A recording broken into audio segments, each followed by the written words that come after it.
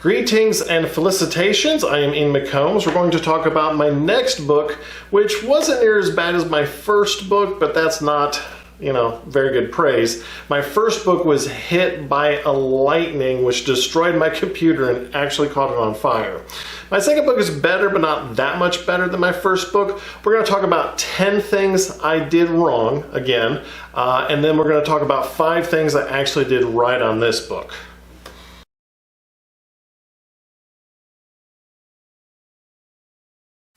Salutations and admiration. As always, we will start at the beginning. With my previous book, you can see my previous video. I thought I knew this book. I had dreamed about it. I had envisioned it while I did hours and hours of cardio. I thought I knew this book so well that I could just write it with the airy farts of my muses and everything would work out well. Not even close. I had a wonderful idea in my brain that I was listening to that I really thought would just carry me forward without doing any planning. Sadly, I was mistaken, and mistaken about a great many things.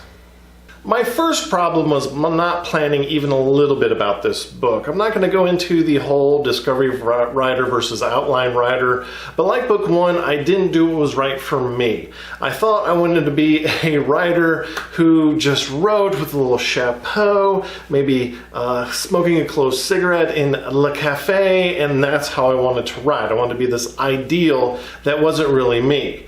I wrote the book in my heart, and I really thought that would just work, but unfortunately, number one problem is, again, know thyself. I didn't know what worked for me, and you have to know what works for you, and if you have to learn it, you have to discover it. Sometimes it's painful, but it's really important. I wanted to be a pantser, I wanted to be a discovery writer, but it did not work for me at all. So know what works for you. You can write short stories or novellas to figure it out if you don't want to write a whole book and figure it out. You can do writing exercises to figure out, or another way you can figure this out is to look at your own life and see what you do. Do you plan a vacation, or do you just buy a ticket and go? Do you have to have a grocery list, or do you just go? Figure out those things and then put that into your writing, which may work for you, may not. Sadly, sometimes you won't know what works for you until you actually do the writing. My second problem was point of view. I started the book in third-person perspective. If you don't know what that is, that's not using I, that's using him or her or those kind of pronouns. It's not someone telling you the story, but rather a narrator is telling you the story. I thought I was going to tell this in third person. I thought it was going to work well. I started writing in the third person, but then I realized it would be much better in first person. First person, again, is where the person is telling you the story using a lot of I. So number 2 is point of view. Part of knowing yourself is knowing what works for your book as you're writing it or figuring it out. And this is one of the best things I did learn, was learning to change from third to first person perspective. So I thought this was good. I changed the pronouns and the verbs. Looking back, that was a terrible idea because I didn't change how the whole thing went. Instead, I just changed a couple things here and there, thought, good enough. So things didn't work very well. My mistake was compounded by the fact that I didn't rewrite those whole chapters. The third major problem I had is I thought I was going to use 2 characters for 2 different points of view. I was have one character tell their story for a chapter, then I would switch over to the other character, tell their story for a chapter, and I really thought that would work. I love this way of writing, actually, and I've done it several times since then. However, it did not work well for this book. I used the second character to tell the history, flashbacks, and story, all the information about the world, and unfortunately that did not work. So number 3, flashbacks and history, did not work here. I used the chapters of that second character for the information dumps in the book. I had thought this was a new, fun, exciting way to show off my world, but instead it completely stopped the momentum of my book and ended up where you had one chapter that was pretty interesting and then a second chapter that was pretty boring.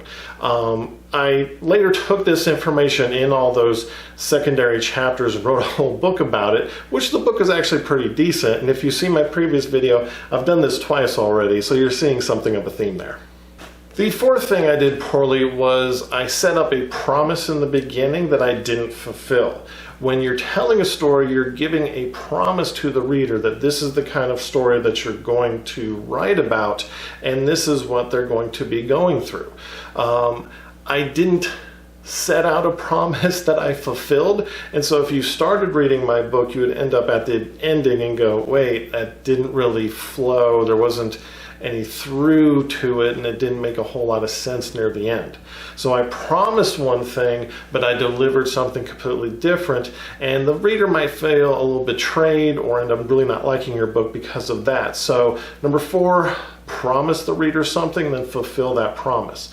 So if you promise the watcher, in the reference I'm using here, that you're going to tell a Western story, and then instead you completely change it to a treatise on the humanity of artificial intelligence, that's going to make them not so happy. However, if you do a Western story in a Western setting, and then it starts to change into a treatise on the humanity of artificial intelligence, but it's in an Old West theme park, then you're delivering not only on that promise, but you're giving them more than what they asked for, and that can make a world of difference.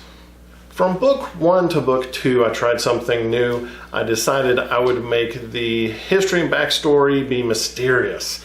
Then as the history and backstory happened and it went along, new revelations would happen, new things would come up, it'd be very surprising, but instead it got very confusing and nobody had a lot of emotional investment into it because it was so confusing. So number 5, confusing backstory, because the backstory of my book was half of my book told by a secondary character. I should have just ripped out all those chapters and just gone with one point of view and one character, especially with my second book. I shouldn't have been so ambitious.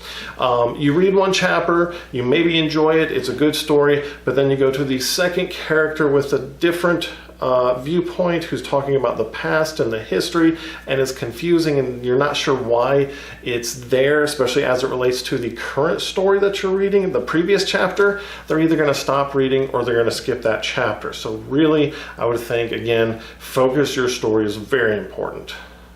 Along with the mysterious backstory, I put a lot of rumors and whispers about minor side characters, and the problem was I didn't put which were important and which were not. And so the rumors and whispers, sometimes they were true, sometimes they weren't.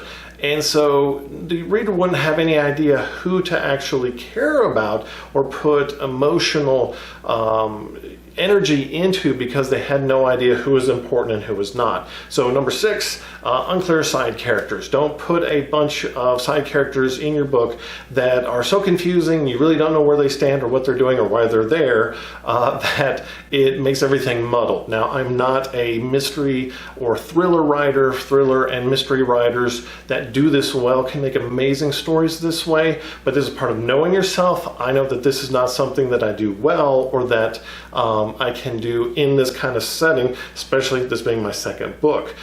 So I would say that you really want to have your readers invest some memory space into these characters, so make them clear and so they know why this character is important or why they're not important. Sadly, some of this is going to be repeats from book 1, and this one is no different. My middle was sagging, slow, and sloppy. I tried to put a lot of conflict in here, but instead it was a bunch of disjointed fights that had no through line, and nothing led to one overarching plot or conflict. So there was no real investment into each one of the plots or the antagonists in the story. The story was essentially 20 short stories where not much happened to connect them. So number 7, middle was terrible again. So that's unfortunately a lot like book 1, where my middle was bad, the beginning was good, the ending I thought was pretty awesome, but we'll get there. But the middle was very boring, it meandered, it had no real focus. And this was part of my discovery writing that I thought worked for me, but the problem was I wasn't discovering a plot that actually moved the story. I wasn't putting a lot of forward momentum into the writer, and so why would you even want to get through the story? This book had a tone problem, but it was one that I could have fixed had I known more about what I was doing wrong. I was writing about terrible, awful things, but the characters are kind of flippant about everything, which made sense later, but when I started the book, that tone wasn't there. And so that tone came in the middle, and so the beginning and the middle didn't really match. So number, 8, tone problems.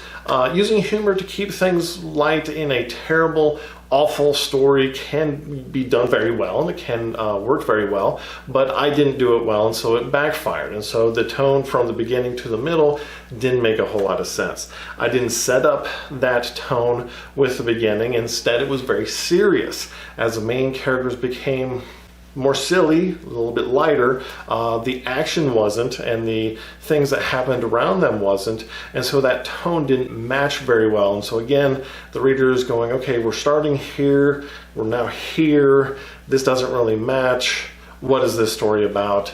And it takes them out of the book, and so they don't really want to read anymore.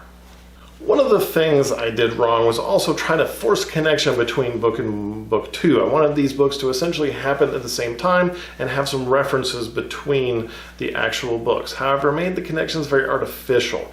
One book didn't flow into the other. Instead, I essentially steered them into a brick wall to force there to be a connection. So number 9, you've heard about it before, extended universes. I kind of forced that too hard.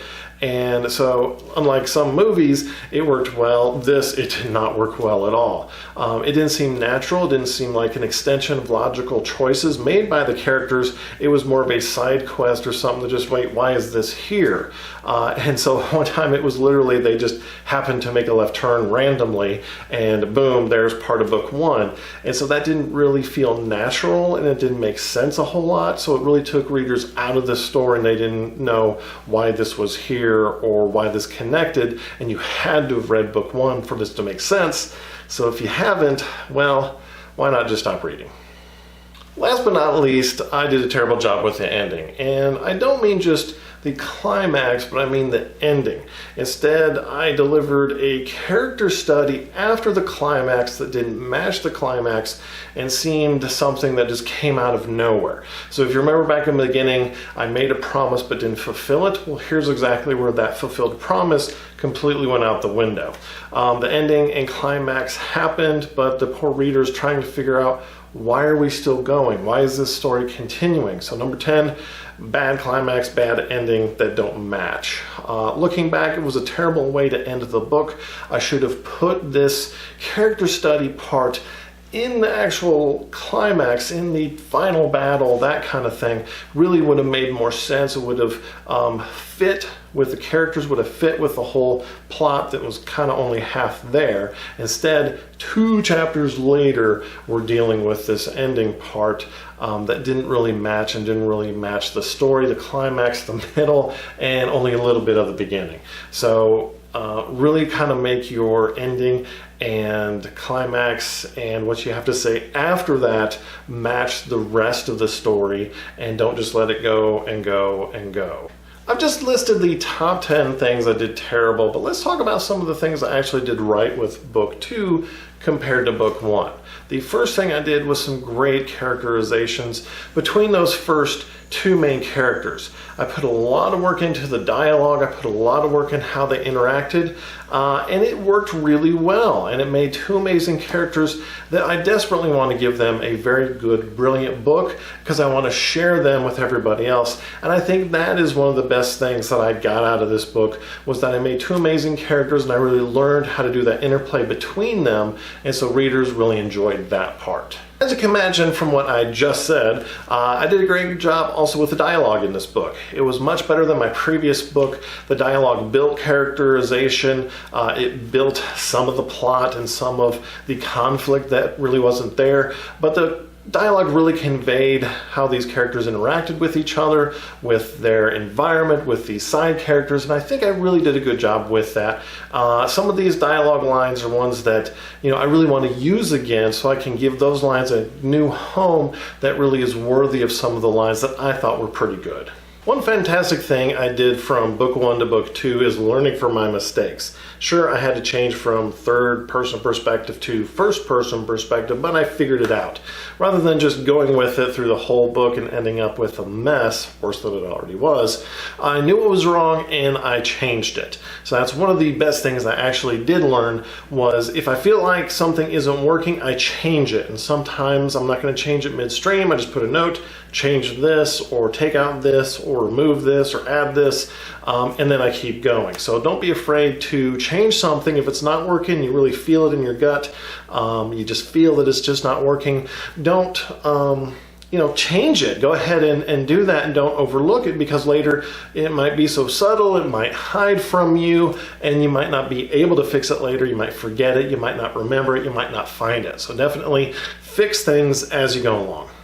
In book 1, I did a lot of information dumping in giant chunks of paragraphs and pages, and in book 2, I took that out, and so the description was much more active, and when character interacted with a building, I described the building in that way. When the characters looked at something, it wasn't just looking for a page, they actually looked at it for a reason, and so the information was conveyed more actively rather than just a giant chunk of description. And that's one of the things I like much better than just info dumps, and is something I've learned how to do and I think is really valuable, is to make active description really vibrant into your books, and so it's not just a paragraph or a page that completely stops the action and characters aren't doing anything, and then your reader's going, oh great, we're going to talk about this castle. The last good thing that I did was probably the best thing a writer can do. I kept writing. Sure, the book 1 was a dumpster fire, book 2 was better, but not that much better, but I kept writing. I learned from my mistakes, I learned how to fix things, and it became a learning what the problem was and learning how to fix. And that's the process of how you get better. It's one of the best pieces of advice I can give is to keep at it, keep writing, keep learning. Don't be too proud to discover yourself or how you write. Really do what's right for you, and eventually you'll get to where you want to be. You're never going to get there if you stop. You're never going to write that amazing book that's inside of you if you never go through the dumpster fire stage. So keep writing. It will get better. It's not that great right now. That's okay. Keep at it. Eventually you'll get to an amazing place. Thank you very much for watching and listening to this video. I hope you learned better what not to do from me, and maybe a few things to do. So the next video about book 3 is going to be very hard for me. This was the absolute worst thing I've ever written, and I almost quit writing completely because of it. I hope you keep writing, and I hope your writing brings you joy and peace. Take care of yourself.